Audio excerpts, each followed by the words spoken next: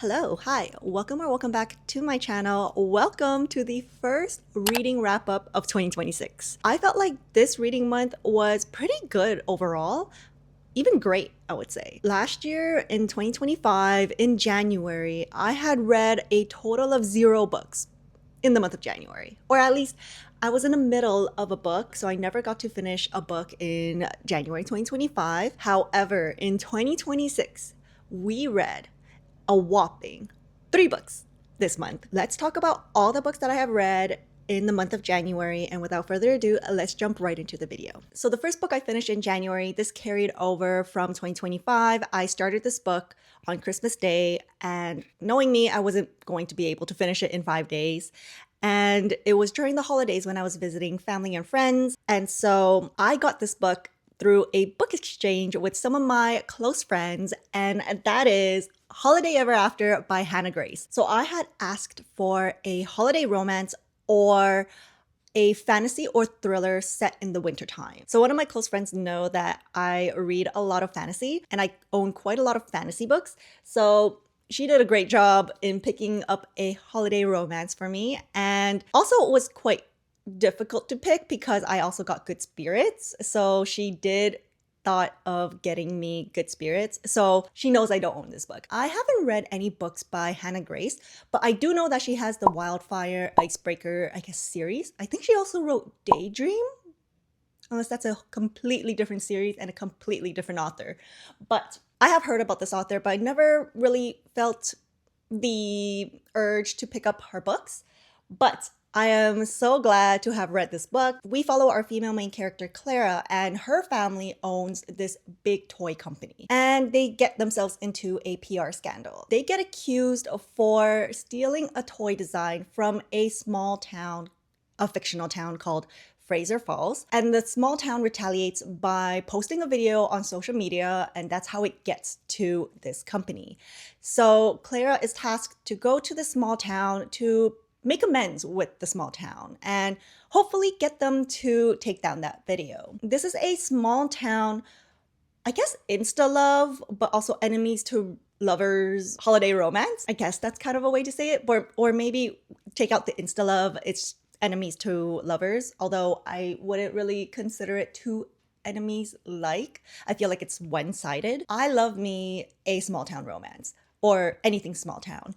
I have read a total of 2 books that are small town romances, and so far I have loved both of them. First of all, the illustration is wonderful. It's beautiful. And I love the small town community in here. I love reading about the owners and their respective shops, how they come together in a town hall meeting, how they try to get together to do a toy drive, etc. So Clara is helping each and every one of these shop owners. So we can already guess who the main male character is. He's the one who is behind the toy design that Clara's company pretty much stole. So that's where the enemies to lovers come in. But I would also say that it's somewhat insta-lovey as well. So that's kind of contradicting in a bit. If you've already read this book, you might already know what I mean by an insta-love, but went into a enemies to lovers kind of romance here. I love reading about the small town romance. Actually, I love reading about the small town. The romance I thought was just there for me. I didn't 100% root for the 2 main characters. I just was in it for the holiday vibes. I love reading about a toy company and just how a small community gathers together to make the community. That is Holiday Ever After. I rated this a 4.25 stars. This really got me into the holiday spirit. This was such a pleasant read, just feeling so cozy, being in this small town. I felt like I was transported into the small town. I loved reading about that section of it, but if we were talking about the romance part of it, I thought it was just there. So I would say there is spice in this book, but I believe Hannah Grace is one to write spice. I went in knowing that I would be reading a little bit of spice or spice in general.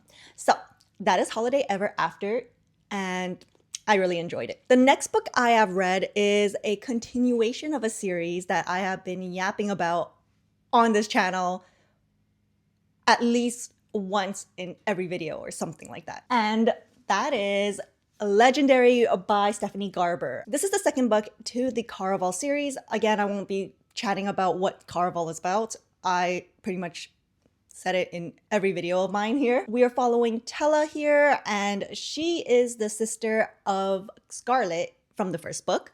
And we pretty much go through another Caraval game. But the difference between this Caraval game is that the cautionary warning that they give in the beginning of Caraval, before the Caraval games start, is that everything that happens here is real.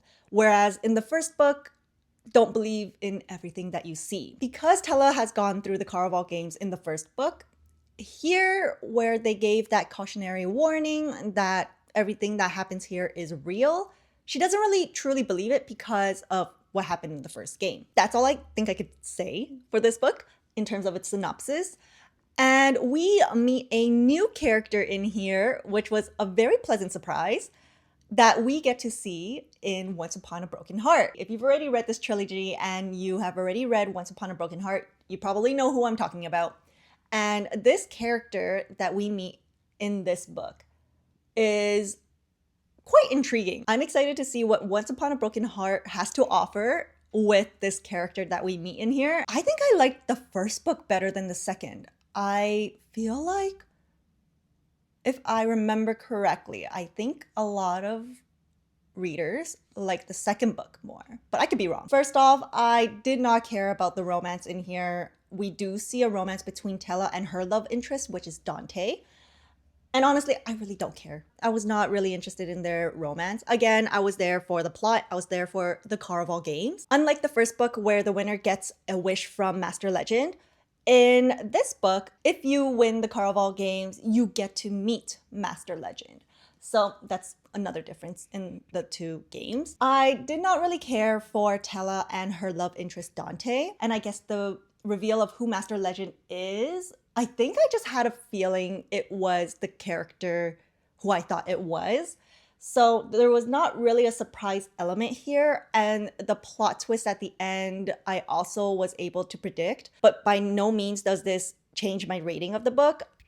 I think the reason why I gave this a 3.75 stars instead of, let's say, a 4 and above, I would say the romance. I didn't really care for the romance. However, it doesn't deter me from reading the last book. I do plan to read the last book for sure. Although it had that magical element to it that I absolutely loved from Caraval, there was nothing too new about this one here, and it didn't get me flipping through the pages. I was able to put this down here and there. So that is Legendary by Stephanie Garber, and I am so excited to finish this series in February. The last book that I have read is an exciting one.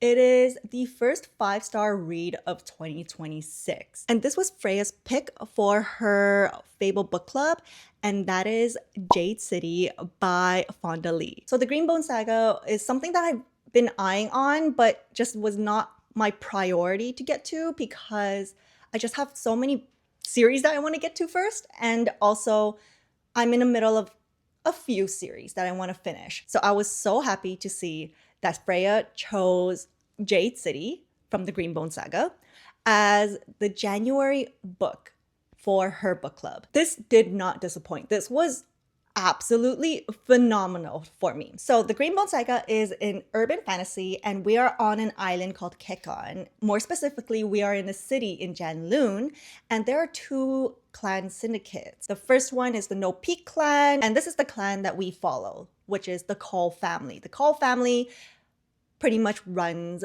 the No Peak clan, and their rival clan, the Mountain clan, is their rival clan. In the past, they used to be united as one, but after the war, they had certain opinions that they just didn't really align with, and so they split into two different clans. Now, in this world, we have a magical substance called Jade, and this magical element Jade grants you superhuman abilities.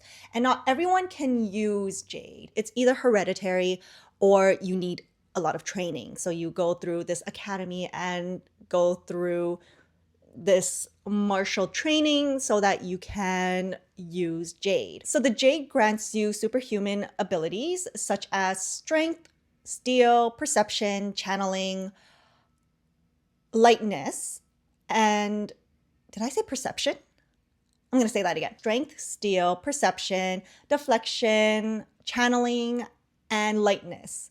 So, for example, if you have perception, you can pretty much tell who is around you, and you can feel the jade if they do have jade on them. For strength, you just have superhuman strength, and lightness, you're light on your feet. You're fast. For steel, you can steel yourself so that you don't get any cuts when you're fighting, etc. Those are the 6 superhuman abilities. And again, not everyone can utilize Jade. If you use Jade without the training or have that hereditary trait, you can get down with the itches, which essentially means that you lose your sanity and eventually takes your life. However, there is this drug called SN1, or what they call Shine, and this drug can actually help you use Jade without having that hereditary trait or the training. Anyone can use it. Outside of the island of Ketcon as well, you can use Jade. And that's more or less the story. I absolutely loved this book. I could see why some wouldn't really enjoy it too much. I would say it's quite steady pacing. It's really setting up the story very well. However, I can see how some would think it is quite slow and might be confusing. I did take a long time trying to understand what we're following in the book. And also in an upcoming video, you will see how little I read and how much progress I made in this book, because I was really trying to understand what is happening in the book without just skipping through it. I wanted to understand the history, the politics, the world building of this book. That was totally worth it, because once you get that world building, everything else flows through pretty quickly.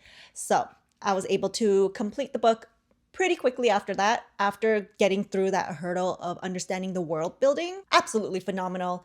This book was so good. I used to read a lot of mafia romances, so although this doesn't have the romance element in it, I ate this up. I loved reading about the 2 clans. There's not really a favorite character that I have in this book, but I do enjoy reading each and every one of the characters. I just don't really have a favorite character there, which is pretty interesting, because usually I have a favorite character in a book, but for this one, I don't really particularly have a favorite. All of them are morally gray, and it's just so good. I love it. I love reading about this. Every time I had to put down the book because I have to go to work, I just couldn't stop thinking about this book. I had to pick it up right after work. So this book was phenomenal. Loved it. 5 stars. Potentially an all-time favorite. I am currently reading Jade War. I couldn't just stop Jade City there. I was going to start on my February TBR so that I can get a head start, but I had to read Jade War. I had to read the second book in the series. There is a bit of romance in it, but it's definitely not in the forefront. It's definitely more on the history, politics, the world building that's happening in this book. Loved it. And I'm thinking of purchasing the physical copy of the Greenbone Saga, because I read it on my Kobo, and that is Jade City by Fonda Lee. That concludes all the books that I have read for the month of January. Thank you so much for watching this video. Please let me know, what is your favorite read of January down in the comments below, and I will see you all in the next one. Bye.